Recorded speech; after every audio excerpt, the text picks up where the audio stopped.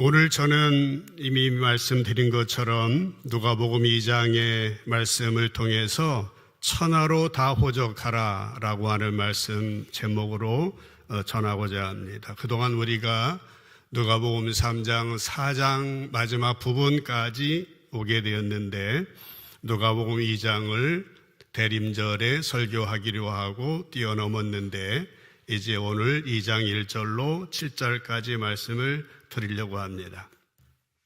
두란노 서원에서 나온 책인데요, 내 인생을 바꾼 100가지 이야기라는 앨리스 그레이라고 하는 분이 편집한 책이 있습니다. 이 책에 보면 이런 얘기가 있습니다. 한 청년, 로저라고 하는 청년이 군대에서 제대를 하게 되는데 집으로 가기까지 차를 얻어 타고 가려고 길에서 히치하이크를 시작했습니다. 그러나 그의 커다란 군용 더블백을 메고 있는 청년을 태워주는 차는 거의 없었습니다. 한참 시간이 지났는데 놀랍게도 고급차 한 대가 그의 앞에 와서 멈추었고 문이 열렸습니다. 그는 달려가서 조심스럽게 차에 탔습니다. 차 안에는 흰머리에 잘생긴 중년 신사가 있었는데 웃음으로 로저를 맞이해 주었습니다. 휴가예요? 아니면은 제대입니까? 그 청년은 지금 막 제대를 했고 몇 년 만에 처음 집으로 가는 길입니다. 그렇군요. 시카고로 가는 길이면 운이 좋으신 겁니다. 아니에요. 그렇게 멀리 가지는 않고 그쪽으로 가는 길에 저희 집이 있어요 하면서 시카고에 사세요? 물었습니다. 예, 저는 시카고에 사는 하노버라고 합니다. 사업을 하고 있어요. 이렇게 두 사람은 차 안에서 이런저런 사소한 이야기들을 나누었습니다. 그런데 이 로저 청년은 기독교인, 그리스도인이었습니다. 그의 마음 가운데 이분에게 예수님을 전해야 되겠다고 하는 부담감이 강하게 느껴졌습니다. 그러나 자기보다 나이도 많고 생활 형편이 넉넉한 부유한 사업가에게 복음을 전한다고 하는 것은 쉬운 일이 아니었습니다. 약간 겁도 난 로저는 계속 미루었지만은 내릴 때가 가까워오자 그는 지금 아니면은 영영 할 수 없을까라는 생각이 들어서 말을 꺼내게 됩니다. 하노바 씨, 제가 꼭 드리고 싶은 중요한 얘기가 있어요 하면서 구원의 길을 설명하며 예수님을 전하게 됩니다. 차근차근 복음을 전한 다음에 마지막으로 예수님을 구세주로 영접하시겠습니까? 라고 질문을 했습니다. 그러자 하노바 씨는 아무 말도 하지 않고 차를 길가에 세웠습니다. 로저는 깜짝 놀랐습니다. 하노바 씨가 자기를 차에서 내어 쫓으려는 줄 알았습니다. 그러나 하노바 씨는 핸들에 머리를 숙이더니 예수님을 영접하고 싶다고 말하면서 울기 시작했습니다. 함께 기도한 다음에 하노바 씨는 이 일은 내게 일어난 일 가운데 가장 놀라운 일입니다 하면서 고맙다고 말했습니다. 그리고 로저를 그의 집 앞에 내려주고 시카고를 향해서 떠났습니다. 그런 일이 있은 다음에 5년쯤 지나서 로저라는 청년은 결혼도 하고 아이도 생기고 사업을 하게 되었는데 어느 날 시카고로 출장 갈 계획이 생겼습니다. 준비하다가 몇 년 전 하노바 씨가 죽었던 명함이 생각나게 되었고 이번 기회에 한번 만나봐야 되겠다. 시카고에 도착해서 찾아보니까 이 하노바 씨 회사는 시내 한가운데 높고 멋진 건물 중에 하나였다고 합니다. 로저는 그곳에 들어가서 하노바 씨를 찾았습니다. 건물 안내원은 하노바 씨를 만나는 것은 불가능하지만은 오래된 친구라면 만날 수 있을지 모르겠다 하면서 안내해 주었습니다. 로저는 약간 실망했지만은 안내원의 안내대로 큰 책상 앞에 앉아서 일을 하고 있는 50대 여성을 만나게 되는데 그녀는 로저와 악수하면서 물었습니다. 제 남편을 아십니까? 이 하노바 씨의 아내였습니다. 로저는 몇 년 전에 저에게 차를 태워준 친절한 분이었습니다. 흥미로운 표정을 하면서 그녀의 얼굴이 흥미로운 표정이 스쳤습니다. 그게 언제였습니까? 한 5년 전에 5월 7일 날 제가 제대하는 날이었어요. 그래요? 차 안에서 혹시 특별한 일이 있었습니까? 그렇게 흔하지 않은 일 말입니다. 로저는 망설였습니다. 로저는 복음을 전했다는 말을 할까 말까, 혹시 그 일 때문에 두 사람 사이에 문제가 있었는 건 아닐까. 순간 마음속에 진실하라는 주님의 격려를 느끼게 되었고, 로저는 말하였습니다. 남편께서 그날 예수님을 영접하셨습니다. 제가 복음을 전했더니 차를 세우고 우셨어요. 그리고 영접 기도를 하셨습니다. 라고 대답했습니다. 그녀는 그 말을 듣더니 갑자기 흐느껴 울기 시작하더니 얼마 후에 좀 진정하면서 이렇게 말했습니다. 저는 기독교 집안에서 자랐지만은 남편은 아니었어요. 저는 수년 동안 남편의 구원을 위해서 기도하면서 하나님께서 틀림없이 구원해 주실 줄로 믿었지요. 그런데 당신을 차에 태워준 바로 그날 남편은 자동차 정면 충돌 사고로 세상을 떠나고 집에 돌아오지 못했습니다. 저는 하나님이 약속을 지키지 않았다고 생각하고 하나님을 원망하며 반항하면서 오늘까지 지난 5년 동안 예수님을 떠난 삶을 살았습니다. 라고 말했다라고 하는 것입니다. 여러분, 이 이야기를 들으면서 어떤 생각이 드셨습니까?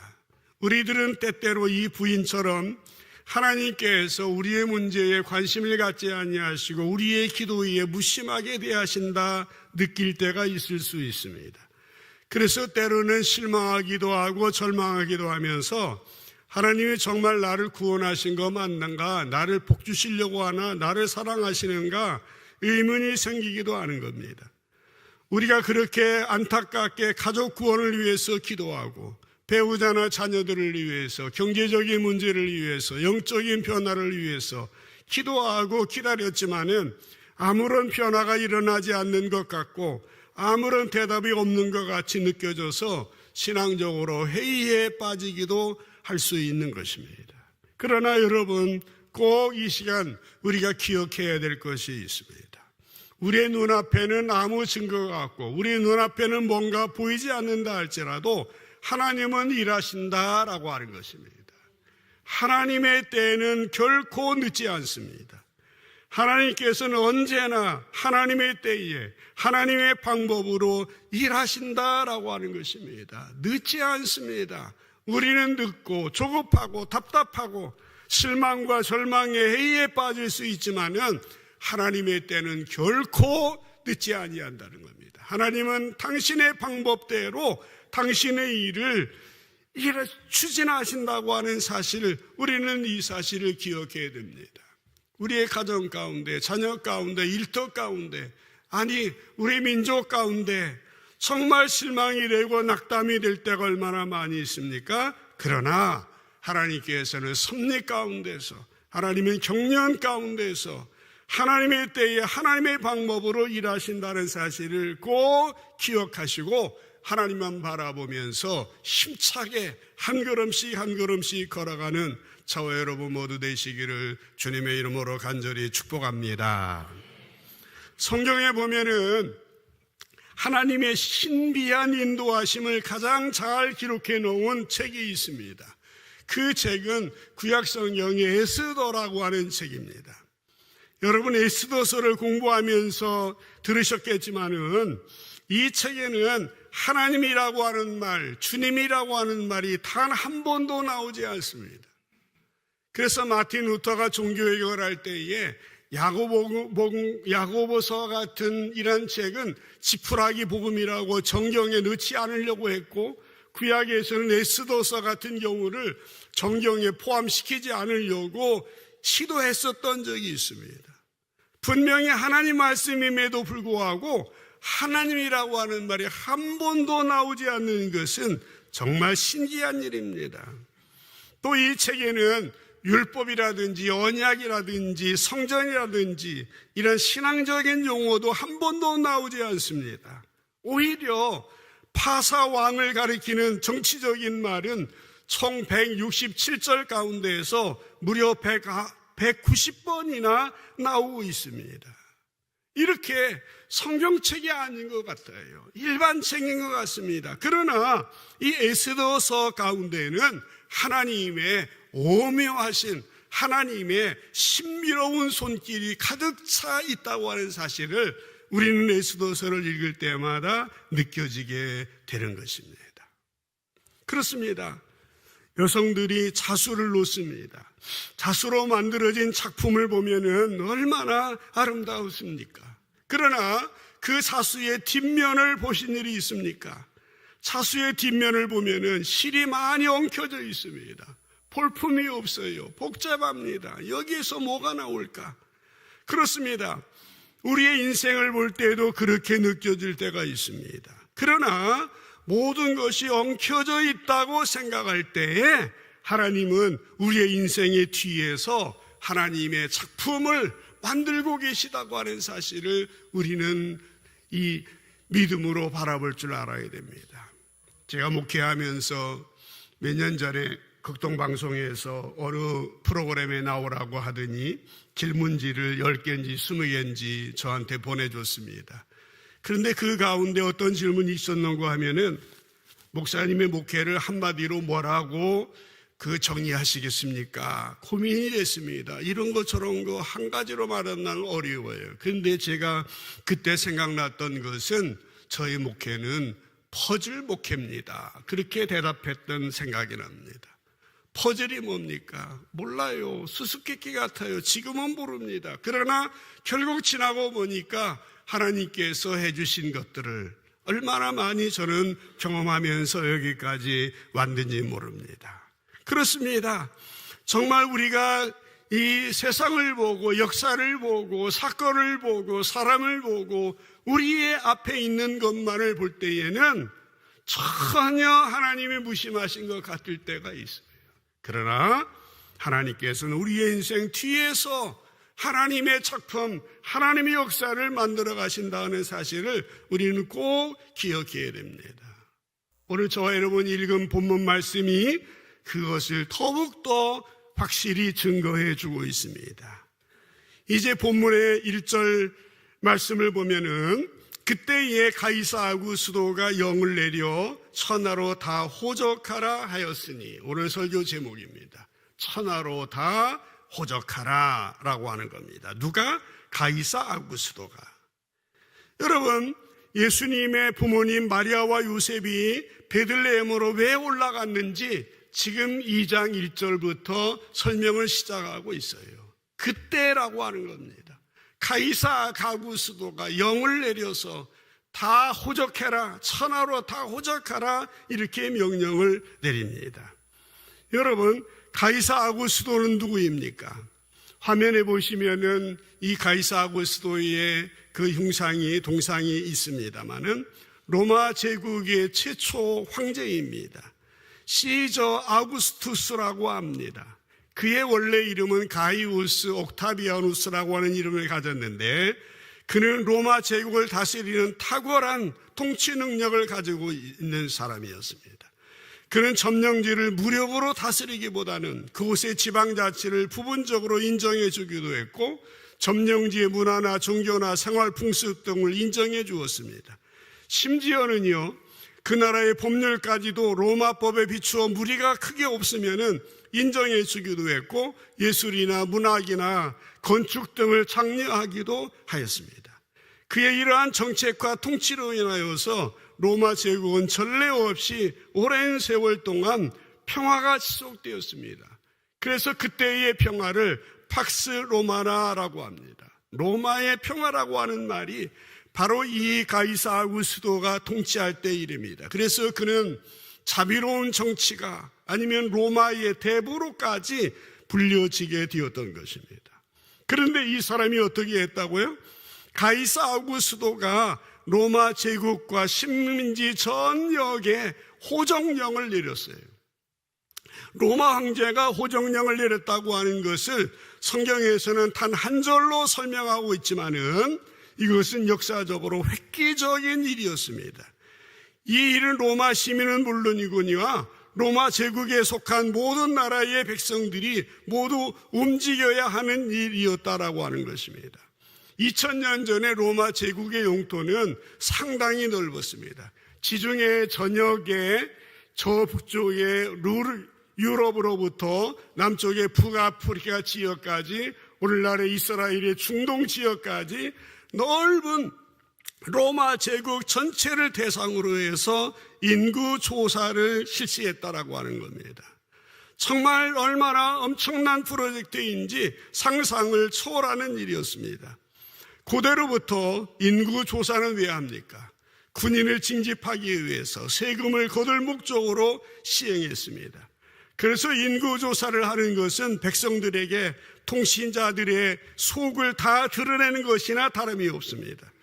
그래서 식민지배를 받던 이스라엘 백성들도 인구조사를 싫어했습니다. 그런데 그렇게 싫어하는 인구조사를 자기 나라 왕도 아닌 로마 황제의 칙령으로 수리아 총독이 시행했으니 그것에 대한 이스라엘 백성들의 반감은 상당한 것이었습니다. 그들 가운데, 유대인들 가운데 열심당원이라는 사람들이 있었습니다. 젤롯 당이라고 하는데 그 예수님의 제자 가운데 시몬이라고 하는 사람이 있어요. 누가복음 6장 15절에 보면은 젤롯이라는 시몬이란 이름이 나오고 있습니다. 이 사람들은 우리나라로 말하자면은 일제시대의 독립군 같은 사람들입니다. 이들은 로마 정책에 반발해서 반란을 일으키기도 했습니다.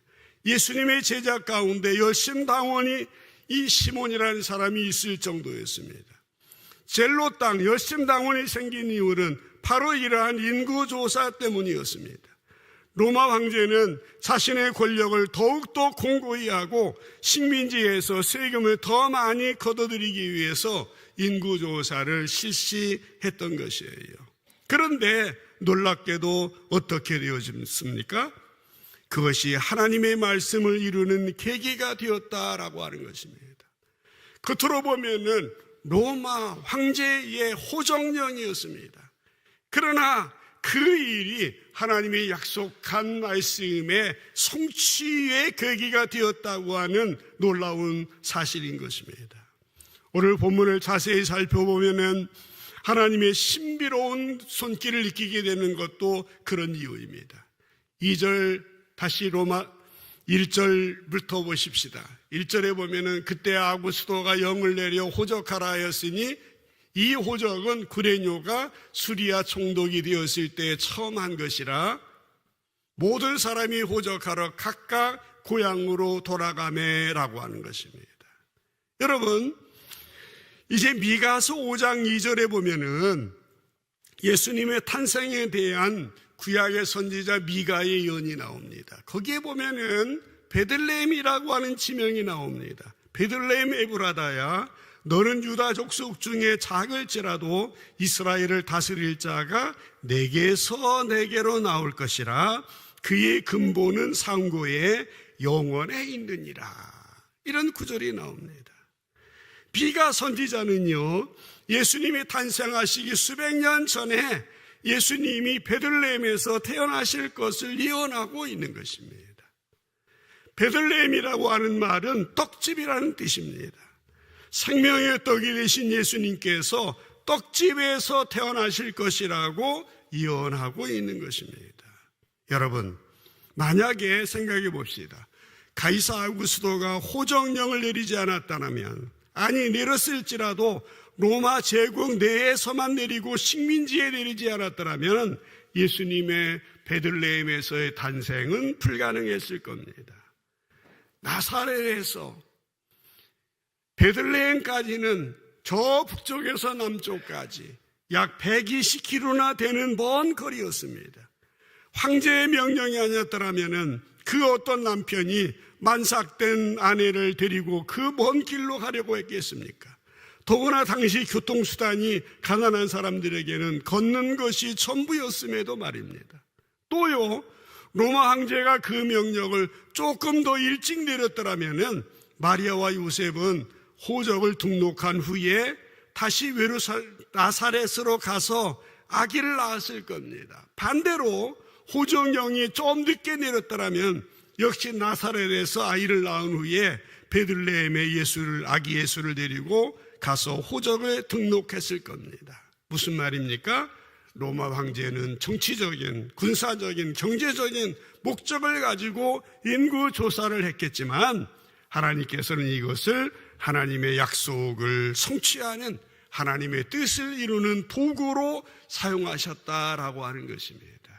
사람들은 분주하게 어수선하게 이런 일 저런 일 하지만은 그러나 하나님은 하나님의 때에 하나님의 일을 하나님의 뜻을 이룬다라고 하는 사실이에요. 1절을 다시 보십시다.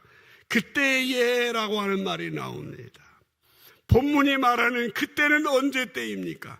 가이사 아구스토가 영을 내려 천하로 다 호적하라 칙령을 내린 때였습니다마는 그러나 5절 6절에 보면은 그 때를 누가는 이렇게 말하고 있습니다. 그 약혼한 마리아와 함께 호적하러 올라가니 마리아가 이미 잉태하였더라. 6절에 거기 있을 그때에 해산할 날이 차서라고 말하고 있습니다. 사랑하는 여러분, 겉으로 보기에는 로마 황제가 그 때를 정한 것 같습니다. 그러나 실제로는 하나님께서 그 때를 정하셨습니다. 그 때는 마리아가 아기 예수를 낳으려고 하는 때였습니다. 그 때는 하나님께서 인류를 구원하시기 위해서 구세주를 이 땅에 보내시려고 하는 때였다라고 하는 것이에요. 그러므로 로마 황제가 자기를 위한 인구조사 명령은 하나님의 영적인 사건의 성취를 위한 평탄 작업에 불과했다라고 하는 사실인 것입니다. 사도 바울은 이 부분에 대해서 갈라디아서 4장 4절 5절에서 이렇게 말하고 있습니다. 때가 참에 또 때가 나오죠. 하나님이 그 아들을 보내사 여자에게서 나게 하시고 율법 아래에 나게 하신 것은 율법 아래에 있는 자들을 속량하시고 우리로 아들의 명분을 얻게 하려 하심이라 라고 말했습니다. 하나님의 때가 찼다고 말씀하고 있는 것입니다. 사랑하는 성도 여러분, 역사는 인간의 마음대로 굴러가는 것 같습니다. 그러나 실상은 하나님께서 역사의 주인이시고 역사를 주관하시고 통치하시고 다스린다라고 하는 거예요. 만약 당시에 오늘날과 같이 신문이 있었다고 한다면은 로마 황제의 인구조사 명령에 대한 기사는 신문에 그야말로 대서특필이 되었을 겁니다. 마리아와 요셉이 아기를 낳는 것은 로마 황제의 호정령에 비교하면은 아무런 기사거리도 되지 않았을 것입니다. 그러나 하나님께서는 로마 황제와 일하지 아니하시고 마리아와 요셉과 함께 일하셨습니다. 하나님의 역사의 주연은 마리아와 요셉이었고 로마 황제는 엑스트라 조연에 불과했던 것입니다. 얼마나 신비로운 일입니까? 오늘날도 한번 보세요. 신문에 보면은 세계적으로 무슨 러우 전쟁이라든지 중동의 사태라든지 미국 대통령이 어떻다든지 우리나라 여당 야당 용산 대통령실에 대한 얘기로 가득가득 채워져 있습니다마는 그러나 정말 중요한 것은 그런 일이 아닙니다. 정말 중요한 일은 역사를 주관하시고 우리의 생사복을 주관하시는 하나님 아버지의 일이라고 하는 것입니다. 하나님께서 항상 하나님의 자녀들인 우리들과 함께 하시고 우리를 통해서 일하고 계신다고 하는 사실을 우리는 느껴야 됩니다. 여러분, 세상에서 이루어진 일들을 보면은 언뜻 보면 엄청난 일처럼 보이는 것입니다. 그리고 그런 것에 비하면은 우리 가운데 이루어지는 일, 교회에서 이루어지는 일들은 지극히 작은 일처럼 보인다고 하는 겁니다. 그러나 하나님의 시선은 그렇지 않습니다. 하나님은 한 사람 한 사람을 통하여 한 가정을 통해서 한 공동체를 통해서 하나님의 일을 하고 계시는 겁니다. 하나님은 저와 여러분을 통하여서 하나님의 일을 이루어 가시는 겁니다. 우리는 하나님의 역사의 도구다라고 하는 사실이에요. 어디에 계시든지 어떠한 모습으로 있든지 간에 주님의 도구로 귀하게 쓰임받는 우리 사랑하는 성도님들 모두 되기를 주님의 이름으로 간절히 축복합니다. 제가 머리를 깎으러 송파 방이동에 그 이발소에 다닙니다. 어느 날 몇 달을 다니는데 교회 길을 이발하시는 분이 연배는 저보다 높으신 분인데 이야기를 꺼냅니다. 자기는 가족 가운데 교회 다니는 가족 때문에 상처를 받고 교회는 아주 듣기도 싫다고 그런 얘기를 합니다. 어느 날 용기를 가지고 이제 복음을 전했습니다. 머리를 깎으면서. 그러다가 머리를 다 깎길래 그 부인이 옆에 계셨어요. 그래서 두 분 오라고 하면서 이제 복음을 전하고 이제 예수님 영접하는 기도까지 하게 되었는데, 그 복음 전하고 그 기도하는 장면을 친구 목사가 옆에서 스마트폰으로 찍더라고요. 동영상으로. 지금도 가지고 있는데, 그때 저는 그런 생각을 했습니다. 하나님께서 저를 통하여서 이분들에게 복음이 전해질 때에 이곳에 수많은 사람들이 올 텐데, 이제 이곳에서 하나님의 일들이 일어날 수 있지 않겠는가, 생명의 역사가 일어나지 않겠는가, 그런 생각을 하면서 잘했다 하는 생각을 하고 감사하는 마음을 가지고 있습니다. 그렇습니다, 여러분. 하나님께서는 오늘도 저와 여러분을 통하여서 하나님의 나라의 역사, 생명의 역사, 진리의 역사, 변화와 치유와 회복의 역사가 일어나기를 원하시는 겁니다. 미미한 존재 같지만은, 부족한 우리의 모습이지만은 귀하게 쓰임받을 수 있는 저와 여러분 모두 되시기를 다시 한번 주님의 이름으로 축복합니다. 4절 5절에 넘어가서 한번 보십시다. 4절에 보면은 요셉도 다윗의 집 족속이므로 갈릴리 나사렛 동네에서 유대를 향하여 베들레헴이라 하는 다윗의 동네로 그 약혼한 마리아와 함께 호적하러 올라가니 마리아가 이미 잉태하였더라 라고 하는 겁니다. 여러분, 이 5절 6절을 읽으면서 4절 5절을 읽으면서 어떤 생각이 드십니까? 황제의 호적령으로 장장 120km의 거리를 만삭된 몸으로 걸어야 했던 마리아, 그리고 그녀를 바라보아야 했던 요셉의 심정은 말로 변하기 어려울 정도로 고통스러울 것이었습니다. 그러나 이 본문 속에서 우리가 빨리 느껴지지는 않겠지만은 본문을 기록한 의사 누가는 이곳에서 넌지시 강조하고 있는 것이 있습니다. 그것이 뭡니까? 다소 생소한 용어들입니다. 우리들에게는. 그것은 다윗의 집이라고 하는 말, 베들레헴이라고 하는 말, 다윗의 동네라고 하는 말입니다. 이 말들은요, 메시아가 구세주가 다윗의 후손으로 오신다고 하는 구약 성경을 어렸을 적부터 들어온 사람들에게 있어서는 매우 익숙한 말이었습니다. 이 말이 어떤 의미인지를 알고 있습니다. 하나님의 약속을 기대하고 신뢰하는 사람들에게는 그 의미가 어떤 의미인지 알 수 있는 말이었던 것입니다.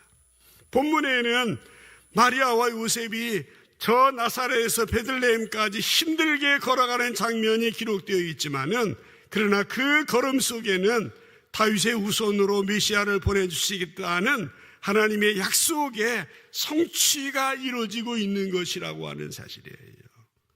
사랑하는 여러분, 우리는 우리의 행동이 어떠한 결과를 가져올지 모를 수가 있습니다. 그러나 하나님께서는 하나님의 일을 하나님의 방법으로 이루어 가신다고 하는 것입니다. 이것을 우리는 하나님의 섭리요, 하나님의 경륜이다 라고 말하고 있습니다.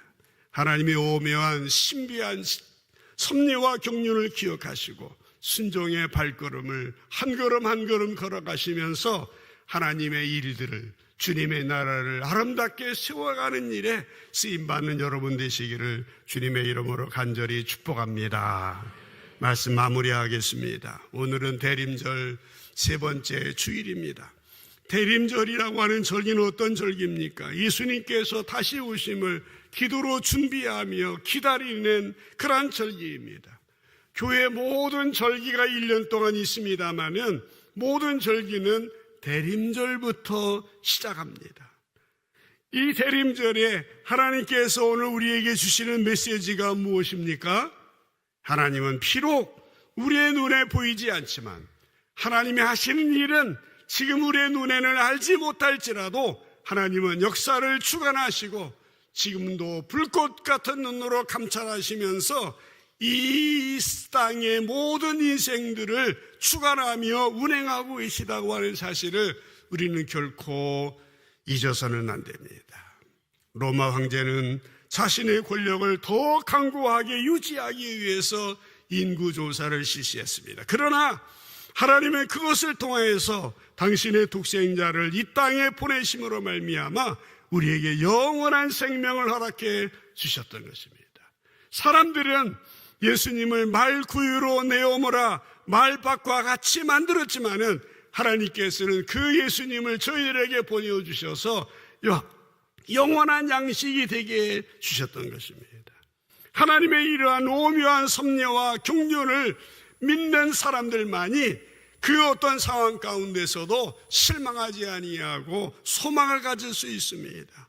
어떠한 형편, 사정, 조건 속에서도 하나님께서 쓰임받는 사람으로 사용되어질 수 있는 것입니다. 꼭 기억하시길 바랍니다. 오늘도 하나님의 역사는 우리들을 위하여서, 우리 민족을 위하여서 오묘하게 신비롭게 펼쳐지고 있다고 하는 사실, 결코 실망하거나 낙심하지 말아야 됩니다. 탄핵 정국이 이제 진행되고 있는 가운데서도 하나님께서는 우리 대한민국을 위해서 분명히 일하고 계심을 믿습니다. 실망하지 아니하고 하나님이 우리 민족과 함께 하시고 우리 대한민국과 함께 하시고 우리 백성들과 함께 하시고 우리 그 하나님과 함께 하나님의 손과 발이 되어서 우리의 맡겨진 사명을 감당하는 겁니다. 그래서 자랑스러운 우리 대한민국으로 새롭게 탄생할 수 있도록 이 땅에 하나님의 뜻이 아름답게 이루어지는 일에 귀하게 쓰임받는 저와 여러분 모두 되시기를 주님의 이름으로 간절히 축원합니다. 기도하겠습니다.